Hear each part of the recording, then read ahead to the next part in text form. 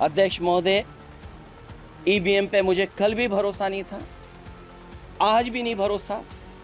मैं 80 के 80 सीट जीत जाऊं तब भी नहीं भरोसा।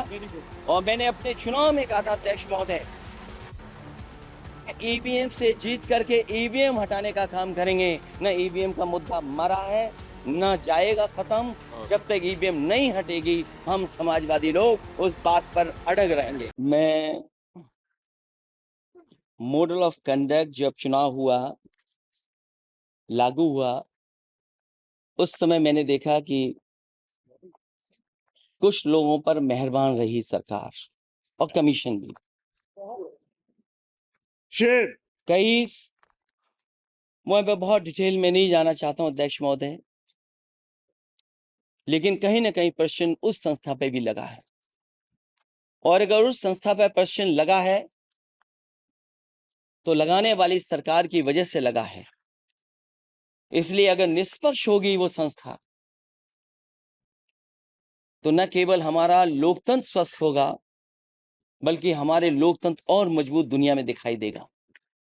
अध्यक्ष महोदय, ईवीएम पे मुझे कल भी भरोसा नहीं था, आज भी नहीं भरोसा।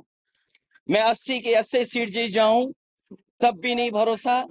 और मैंने अपने चुनाव में कहा था अध्यक्ष महोदय, ईवीएम से जीत करके ईवीएम हटाने का काम करेंगे। न ईवीएम का मुद्दा मरा है, न जाएगा खत्म। जब तक ईवीएम नहीं हटेगी, हम समाजवादी लोग उस बात पर अड़ग रहेंगे।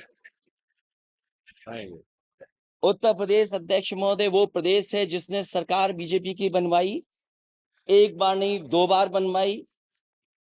और उसी उत्तर प्रदेश के साथ कितना बड़ा भेदभाव,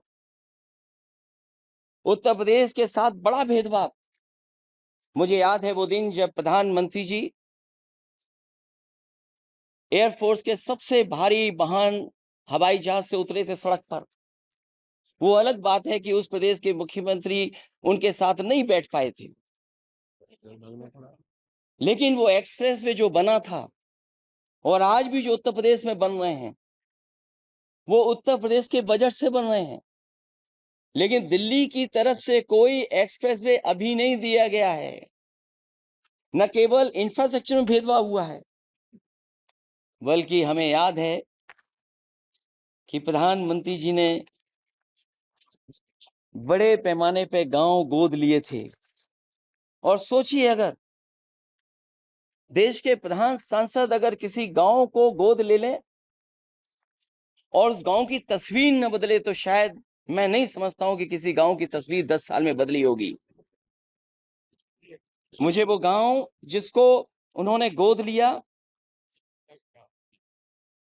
जो प्रधानमंत्री जी की आदर्श योजना थी उसके तहत जो गोद लिया गया था गांव, वो 5 वर्ष पहले खूब शोर हुआ था कि बनारस शहर की तरह डोमरी में चमचमाने लगेगा एक गांव।